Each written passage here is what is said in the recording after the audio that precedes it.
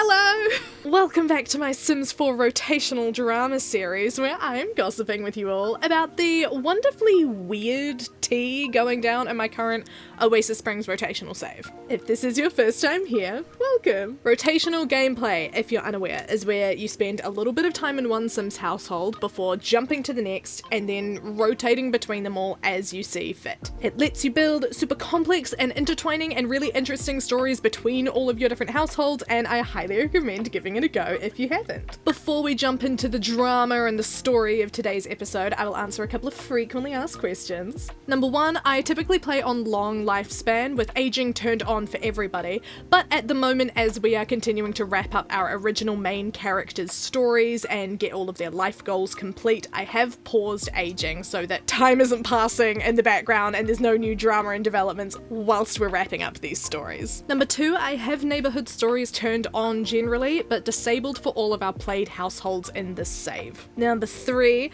I keep track of all of the relationships and information and everything that goes down in the game as I'm playing in my own notes, and then between each week of gameplay I will go and update anything on the character sheets that needs to be changed. Relationships, family trees, goals, stuff like that. And I am working on a sort of shareable template to give to you guys so that you can have these same sort of character sheets for your own Sims. Number four, I use the home regions mod to keep everyone contained to the world that they live in. However, Sims living in Oasis Springs, Chestnut Ridge, and Strangerville are able to freely travel between those three worlds. And number five, last thing, all of the mods I'm using as well as a list of my current favorite custom content creators are all linked in the description, as well as my gallery ID, which has all of the Sims from this series as well as a couple of buildings, if they're ones that I've made, available for you guys to download. Just ensure you have the little custom content box ticked so that they show up, because there's a lot of custom content on all of my Sims. As always, if you want to be able to vote on who gets played in future episodes, as well as see sneak peek screenshots as I'm playing in the channel member Discord, consider supporting on Patreon or becoming a channel member right here on YouTube. Continuing our little interlude of conclusions, this episode is dedicated to finishing up the life goals and aspirations of Mitchell Huntington.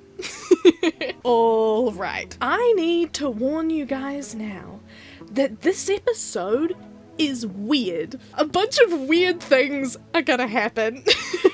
Because basically, I was super determined to finish up all of Mitchell's goals this episode. And so, particularly for some of his bucket list goals, I ended up really committing to the bit. And it sort of ended up taking his character in a weird direction that I did not expect, but ultimately am responsible for at the end of the day. Okay. So, at the beginning of our time with Mitchell, this episode, he had a lot to do. He'd made very little progress on his aspiration, no progress on his soul's journey. He was on level 1 and 2 of the gourmet cooking and comedy skills, respectively. However, the regular cooking skill he had at level 8, and he actually managed to max out later on this literal first day that I was with him. But other than that, he's got a lot of work to do. And I think that all of this progress that Mitchell needed to make was very representative of where he was at, sort of internally. Looking at Mitchell's character arc throughout this whole series, it's basically bad decision after bad decision. In my opinion, he's definitely become one of the antagonists of Oasis Springs, but whereas his husband, Jay, has sort of gone down the cartoon villain, comically evil route of making bad decisions and ignoring all of his kids because he's crazy, Mitchell has always felt to me a bit more like he's making all of these bad decisions because he's just a bit dumb. And, well, I was gonna say easily manipulated, but then that could seem like I'm trying to just pin all of his terrible decision making on other people, mostly Jay, which is not the case. I still think Mitchell is definitely the one at fault for cheating on Paige, cheating on Nina, and generally just being complicit in all of Jay's terribleness. But I don't think Mitchell is happy about all of that. I don't think Mitchell is happy full stop. He's got a bunch of fears, he's incredibly lonely, and he's not really able to be his true self with Jay. If you recall, when they got married, Mitchell's aspiration changed from the comedy-centered one to the nectar-making one. I did this because I felt like Jay was essentially too snobby to want to be married to a comedian. That didn't fit with his whole Huntington aesthetic. But maxing out the comedy skill is still on Mitchell's list of goals that I made for him, because I think it's something he is really passionate about, even if Jay doesn't exactly approve. So Mitchell practices his comedy skill in secret in his little office gaming room that only he has access to. Him and Jay have separate offices, their own little spaces that are locked so that only they can go in, just so that they each have somewhere private that they can go and hang out if they want to have some alone time undisturbed. And in Mitchell's case, so that he can secretly work on skills that Jay is really judgy about. And it is in this little secret haven of Mitchell's that we get the thing that I think really pushed this episode off the rails. One of Mitchell's bucket list goals that he's had for ages, like so long that I don't even remember when it first appeared, is to build the ultimate servo. A servo, in Sims 4, is a humanoid-looking robot that you can build if you have a high enough robotics skill. Once you've built one, it gets added to your household as if it was a normal sim, except it's a robot who can do funky robot things. Ages ago, Mitchell decided he really wanted to build one. And with where he's at in life at the moment, feeling so sad and lonely all the time, so disconnected from his husband, but also with so much money and time at his disposal, I felt like this was the perfect moment for Mitchell to start working on this. He spends all day alone in a massive mansion with nobody to talk to, so why not just build himself a friend to keep him company? He's having to start right at the bottom with this, like he's literally never touched the robotics skill before. But very quickly it becomes the main thing filling his days, and he really enjoys it. I only had him work at his little robotics station when Jay wasn't in the house, because even though it was in Mitchell's office, which Jay can't get into, I thought it would be pretty loud and like difficult to hide regardless, and I liked the sort of story that putting this restraint on the gameplay was building. The rest of the time, when Jay was around, Mitchell was working on his aspiration. To complete the expert nectar maker aspiration, Mitchell needed to hit level 5 of the nectar making skill, craft 50 excellent bottles of nectar, and make $100,000 from selling the nectar. Oh, and I should mention, nectar is just the Sims version of wine, same way that juice is used as a family-friendly stand-in for like general alcohol. So in Mitchell's dedicated nectar making and storage room, I had him make at least 4 bottles a day using different fruity ingredients, and then pop them into the racks lining the walls so that they could start aging. It takes a while for nectar to reach the finely aged stage, but if you have the patience and the skill to be crafting excellent quality nectar in the first place, I cannot recommend it enough as a really easy way to make a lot of money. Oh my god, it is actually crazy how much money you can make from this. But we're not there yet. At the moment, Mitchell is just still trying to make as many excellent quality bottles as he can. Throughout this whole Mitchell special, Jay and Theodora were mostly just sort of doing their own thing autonomously. Jay's influencer side hustle is still going strong. He's getting brand deals, and one of his videos was nominated for an award at some point, but I forgot to go to the awards show, so I'm just assuming he didn't get it. Oh, and he's also still very fond of using his little streaming drone. He was using it whilst hanging out in his hot tub, so I guess he's a hot tub streamer now? Are they still a thing? Oh, and at another point, I couldn't find Jay in the house, so I switched control to him to like move the camera to where he was, and I found him just out on the street, jamming on his midlife crisis guitar. Anyway, Mitchell and Theodora have a really good relationship. They end up getting the close dynamic. It's very sweet. A while ago, Mitchell developed the family-oriented trait, and it's become like a really big part of his general personality. His complete and utter adoration for his daughter has been one of his only redeeming qualities for quite a while now. And speaking of actually Eventually, later in the week, completely out of the blue, Zara called Mitchell. Zara is Mitchell's other kid that he had with Nina Caliente unexpectedly back in episode 4. She's a teenager now and has been openly beefing with Mitchell at every chance she gets. But now, completely unexpectedly, she calls Mitchell and says, "You and I haven't always got along, but maybe we can become friends. What do you say to lunch at Le Velvet?" Which is the fancy restaurant in town. I think Mitchell is thrilled about this. We've seen him show up repeatedly in Zara's world, trying to talk to her and bond, and she's shot him down every time. Rightfully so, I think, but clearly she's been working through some stuff and is willing to give Mitchell another chance. So they go to lunch, and it goes really well. Zara ends up asking him for advice, saying she doesn't know what she wants to do with her life yet, and Mitchell tells her that she's got loads of time to figure it out. I reckon he'd be telling her all about his secret robotics hobby and saying that, like, you know, he's halfway through his adult life stage and has only just discovered this huge passion of his. I reckon that this lunch with Zara was a real catalyst for Mitchell. He's getting to know Zara more and is realizing how much of her life he missed because of all the stupid decisions he made and all of the people he hurt. And he's got his family-oriented trait now. That's what's most important to him. Not Jay, not the money, not the legacy, his real grounded family. And also robots. He leaves the restaurant and goes home to keep building robots.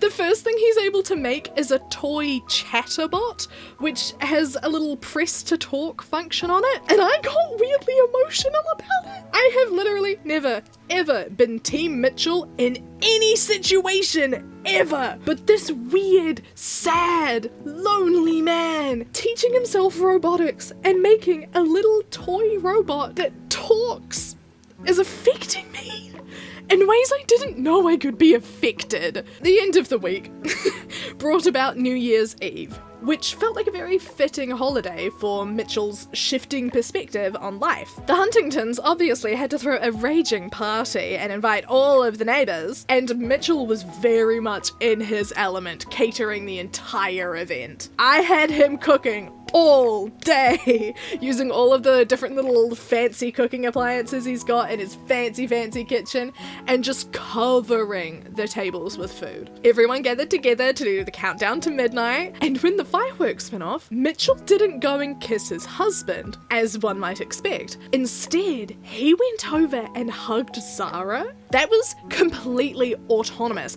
I don't know how the game picks who your sim celebrates with at New Year's, but like, Zara was kind of in another room. Jay was closer, and in my experience, your sim usually goes and kisses their significant other at midnight, but Mitchell didn't. And I feel like that was very telling. In fact, the only time this entire week that I saw Jay and Mitchell do anything romantic with each other autonomously was randomly the day before the party when they had just a little smooch. But that's it. Oh, and speaking of random autonomous stuff, Jay Huntington III seems to have a drinking problem. He kept autonomously using the bar and refilling the keg that was left over from the last keg party and getting drinks out of the fancy globe thing. Like, literally no matter the time of day, he was just a little bit drunk all the time. Yikes! Anyway, moving into week 2 now, Mitchell decided to continue his redemption arc by taking Theodora, Nina, and Zara out for lunch at the fancy restaurant. Theodora and Zara had a perfectly nice time, but Nina wasn't too impressed. Her relationship with Mitchell was all the way in the red, so he spent most of lunch just apologizing to her over and over and like trying to compliment her platonically and just being completely shut down because Nina does not trust that man. Throughout the rest of the week, Mitchell makes a lot of progress. He gets his comedy skill up to level 4, he maxes out the nectar making skill and the gourmet cooking skill. He reaches the first stage of his soul's journey by telling Theodora he's proud of her, and and he finishes the very monumental task of crafting 50 excellent quality bottles of nectar. At this point, I had him slow down on the nectar making, as I felt like he probably would have made enough to reach the $100,000 goal once they were all finally aged. This then gave him a little bit more time to work on his robotics skill. He's able to make 2 mini utility bots, a cleaner bot and a party bot. I'm kind of obsessed with the party bot. I think it's really cute. Then we reached, I think, the second thing that contributed to this episode's descent into madness, which was Mitchell developing a new bucket list goal, saying that he wants to have another child. I cannot properly articulate the complete unhinged glee I felt when I saw this goal pop up. There's a lot of bucket list goals that pop up that I don't end up doing. Often they'll be unrealistic or just out of character for a specific sim. Like, I wasn't gonna have Babs woohoo with a vampire or have Jay max out his gardening skill, but I saw this one pop up for Mitchell saying he wanted to have another kid, and I just knew in my heart that I was gonna find a way to make this happen. However, we are not there yet. Towards the end of the week, Mitchell starts seeing the first of his nectar bottles becoming finely aged. So I had him visiting Chestnut Ridge every couple of days to go and sell them. I fully could have had him just sell them at home, but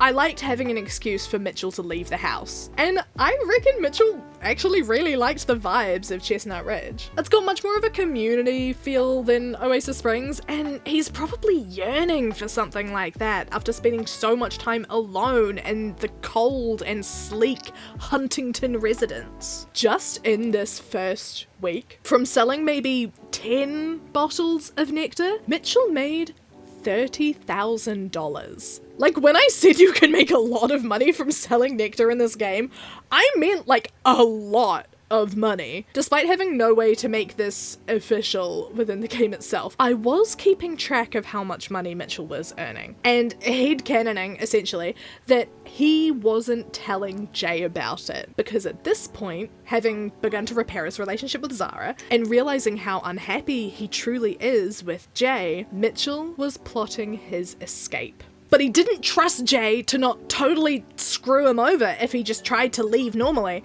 so Mitchell wanted to get as much money stashed away as he possibly could. This also ties in with his goal of wanting to build a robot friend, because if you look at his history, Mitchell has never really been that successful when left to his own devices. I think he's one of those people that just sort of needs a companion of some sort to help him get through life. He can't be alone. So he's gonna save up a bunch of money, build a robot to keep him company, and then run away and hopefully get full custody of Theodora, because I have RPO installed again. So that's a thing that actually, like, matters.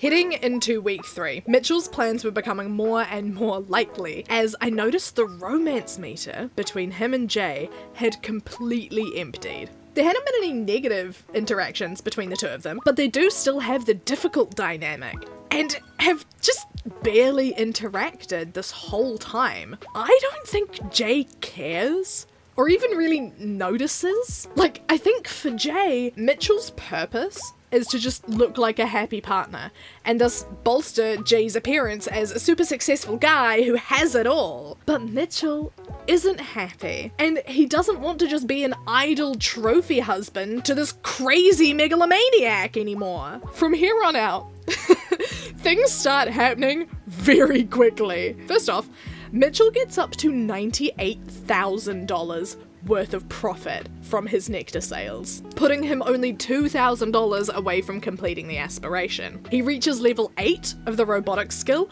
which means he can start building a servo, but he first needs to craft a bunch of individual parts. I really liked the idea that Theodora was in on this whole plan because her and Mitchell are so close. So using the wonderful social activities mod, which is linked in the description, I had Theodora and Jay go away for a 2-day off-screen vacation. I actually had Nancy and Ava Landgrab join them on this trip because Theodora and Ava are really good friends. Ava's over at at their house all the time. And I reckon Ava is also in on the plan, and they like schemed together and begged their parents to take them on some fancy rich kid holiday, I don't know. And Jay and Nancy are like besties, so this makes sense for them as well. This gives Mitchell 48 hours to grind and grind and grind at his robotics station in hopes of being able to build a full servo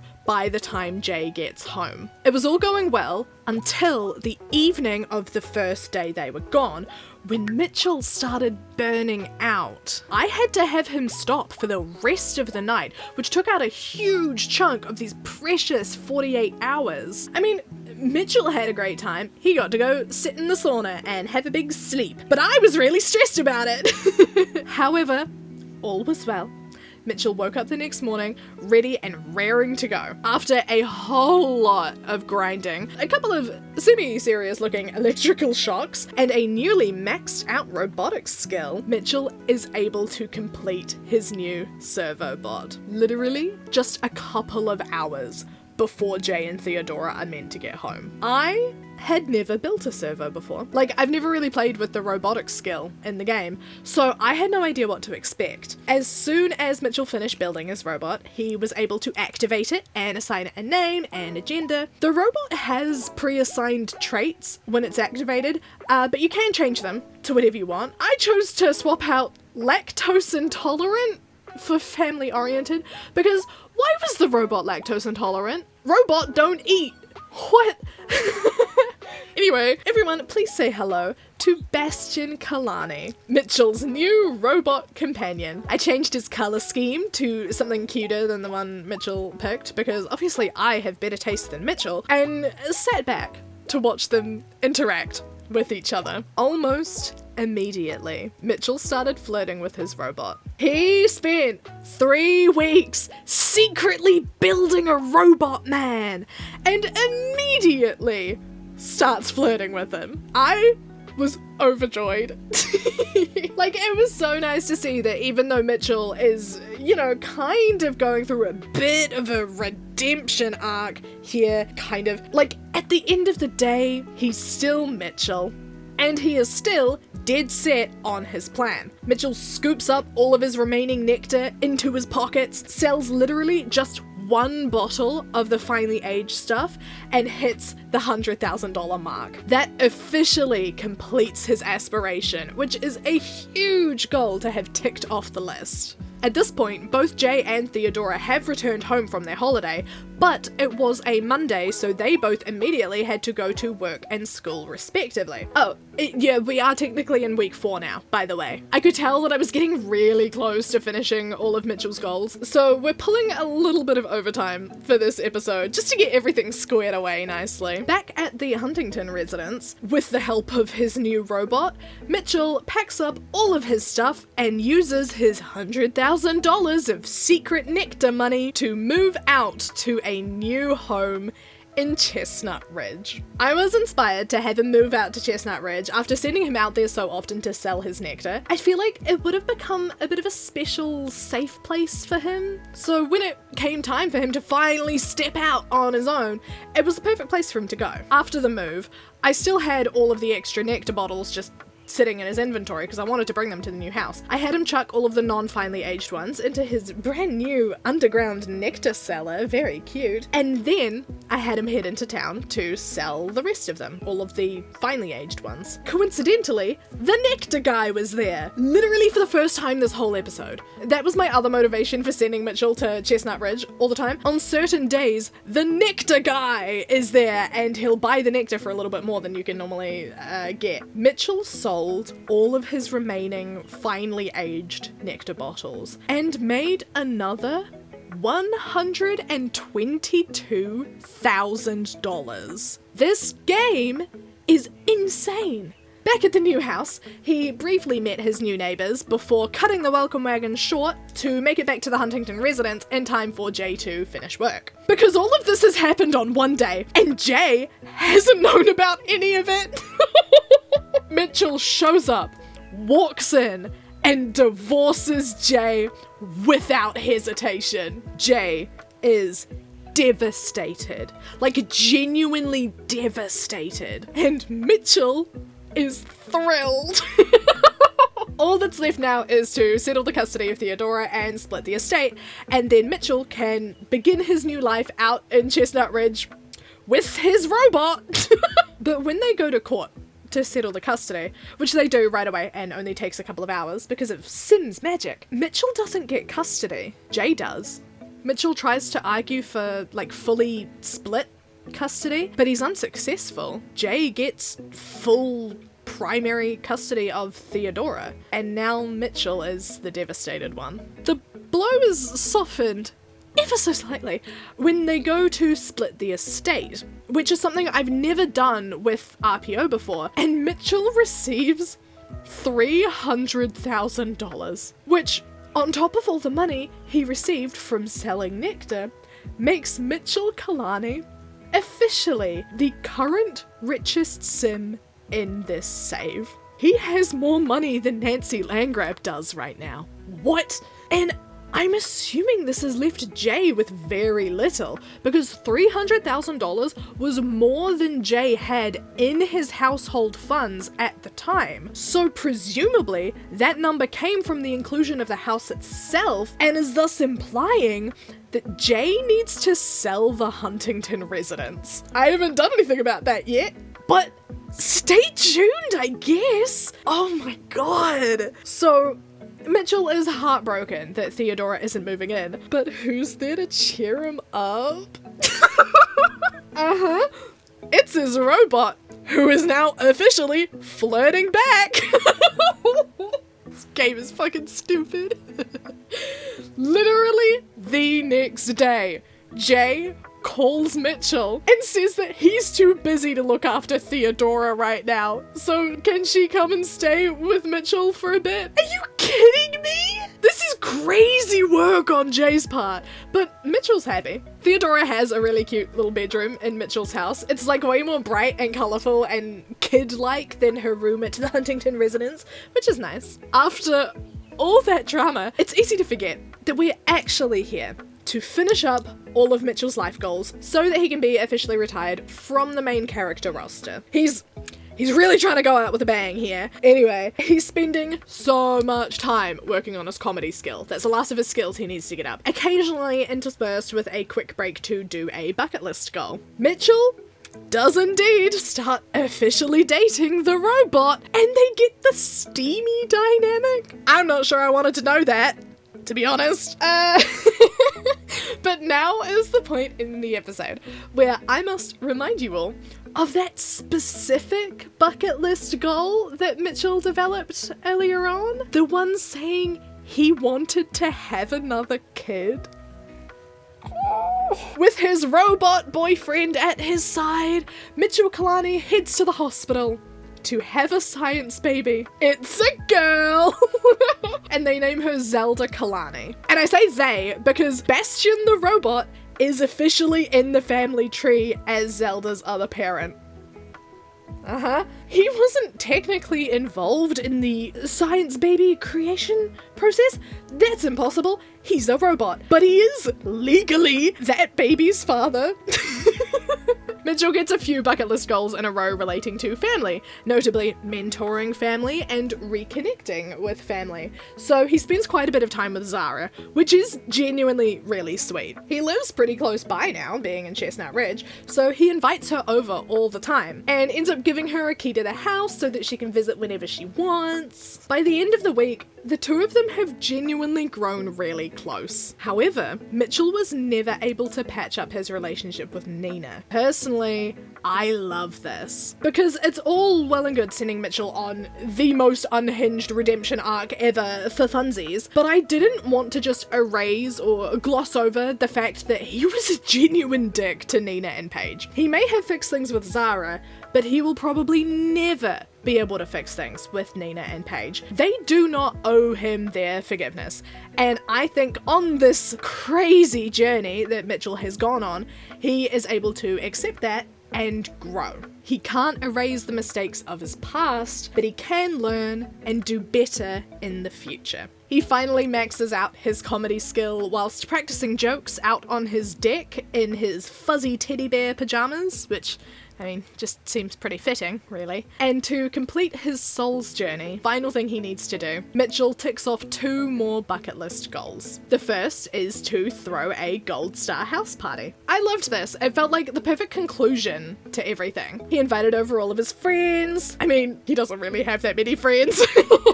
But he invited Gavin and Zoe, Dusty and Babs, Nina and Lou. Despite the awkwardness with Nina, Mitchell actually befriended Lou really quickly, which was kind of funny. And after the party, once everyone had left and the sun was slowly setting in Chestnut Ridge, Mitchell completed the last goal on his bucket list, which was to get remarried. In the garden, with no one around, just the 2 of them in the moment, Mitchell and Bastian the robot had a little private wedding ceremony. And that is the conclusion of Mitchell Kalani's story in my Oasis Springs rotational save. Thank you so much for watching! As always, an extra special thank you to my lovely channel members and patrons who voted overwhelmingly in favour of hanging out with Mitchell for this episode and got to see some sneak peek screenshots as I was playing. If you want to support me and the channel, you can join the Patreon at the link in the description or become a channel member right here on YouTube. Supporting with either option will give you access to the Discord server where we have a whole channel just dedicated to talking about Sims, as well as a separate channel just dedicated to talking about this series. It's a great time. Everybody in there is super nice and lovely and fun to chat to, so you might enjoy it. You can follow me on Instagram and TikTok and Tumblr and Blue Sky. All of that is linked in the description. What else do I have to say? This was a crazy episode.